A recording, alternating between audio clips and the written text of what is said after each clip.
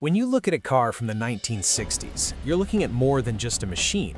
You're looking at a piece of sculpture. There was a time when automotive design wasn't dictated by wind tunnels or government mandates, but by the stroke of a designer's pen and a sense of unbridled optimism.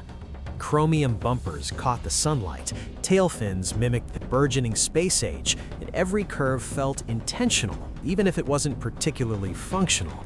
But if you park that classic next to its modern-day descendant, the transformation is staggering. The relationship between humans and their cars has shifted from a purely mechanical connection to a digital partnership, changing everything from how we survive a crash to how we feel the road beneath our tires. The most immediate change is the silhouette. In the mid-20th century, cars were designed with a longer, lower, wider philosophy. Iron and steel were the primary ingredients, and weight was rarely a concern because gasoline was cheap, and the primary goal was presence. A Cadillac from the late 50s wasn't just a car, it was an event on wheels. However, those sharp angles and heavy, flat front ends were incredibly inefficient. As we moved into the late 70s and 80s, the oil crisis forced a reckoning. Suddenly, the air wasn't something a car just pushed through, it was an obstacle to be managed. This birthed the era of aerodynamics, where computer-aided design began to smooth out the edges. Today, every modern car, from a humble commuter sedan to a high-end supercar, is shaped by the relentless physics of drag coefficients. This is why many modern vehicles look similar. There is essentially one most efficient shape for moving through the air, and every manufacturer is chasing it to squeeze out every possible mile per gallon. Inside the cabin, the evolution is even more dramatic. If you sit in a car from the 1950s, the first thing you'll notice is the simplicity and the inherent danger.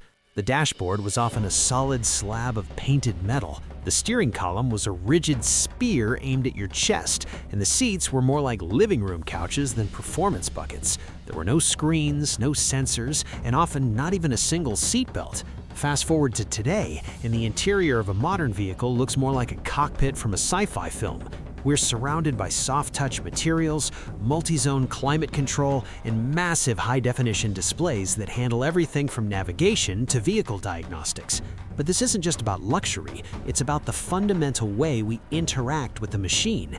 In an old car, you monitored the engine through sound, vibration, and a few analog needles. In a new car, a central nervous system of computers monitors thousands of data points every second, often intervening before the driver even realizes there's a problem. This leads us to the most significant divide between the old world and the new: safety. In the early days of the automobile, safety was almost an afterthought. If you were involved in a high-speed collision in a classic car, the prevailing wisdom was that the more metal you have around you, the safer you are. We now know that was a deadly misconception. Those heavy, rigid frames didn't absorb energy. They passed the force of the impact directly to the occupants. The revolution began in 1959, when Volvo introduced the three-point seatbelt, but the real change came with the invention of the crumple zone. Modern cars are designed to sacrifice themselves. In a crash, the front and rear of a contemporary vehicle are engineered to fold like an accordion, absorbing the kinetic energy of the impact so the passenger cell remains intact.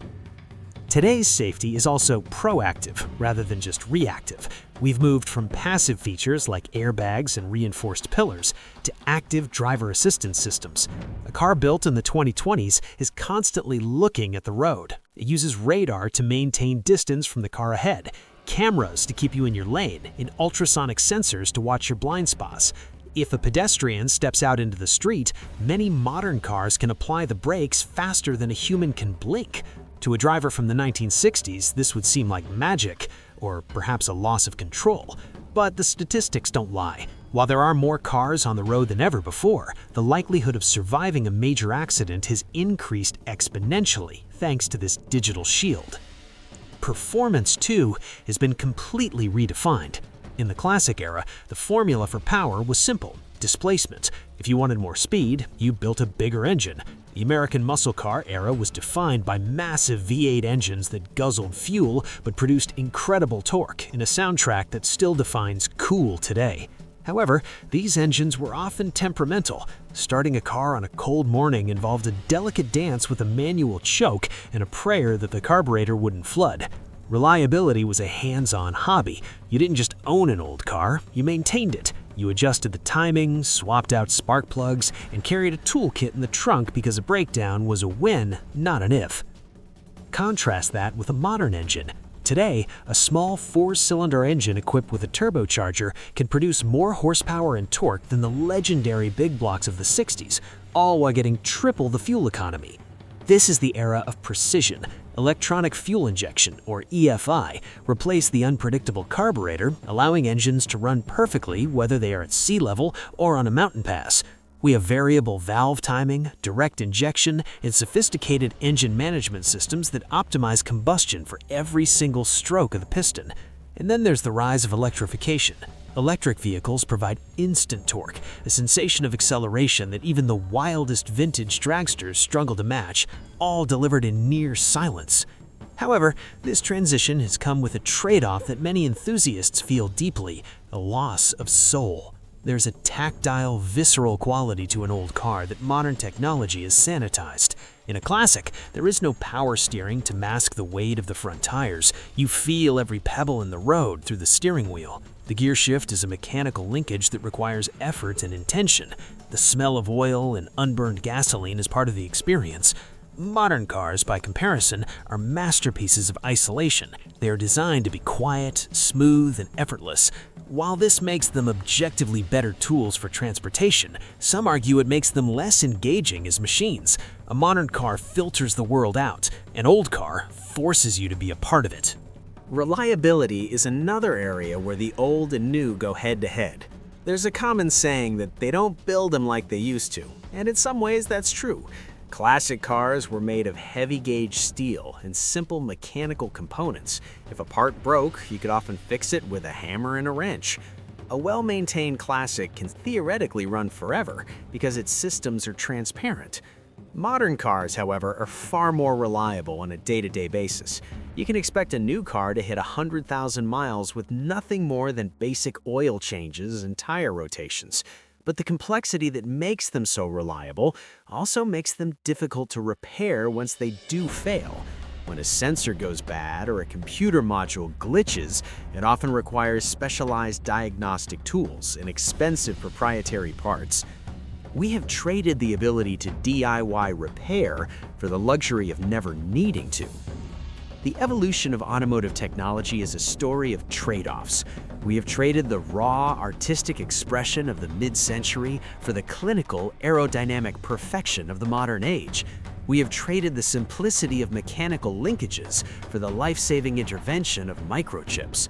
We have traded the thumping roar of a massive V8 for the efficient, whispered power of a turbocharged hybrid.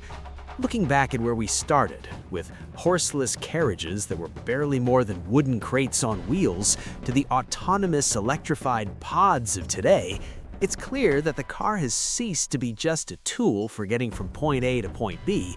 It has become a reflection of our technological mastery. The old cars represent our heritage, our style, and our desire for a physical connection to the road. The new cars represent our future, our safety, and our push toward a more efficient world. Whether you prefer the smell of an old carburetor or the silent surge of an electric motor, one thing is certain: the automobile has undergone the most radical transformation of any machine in human history, and the journey is far from over.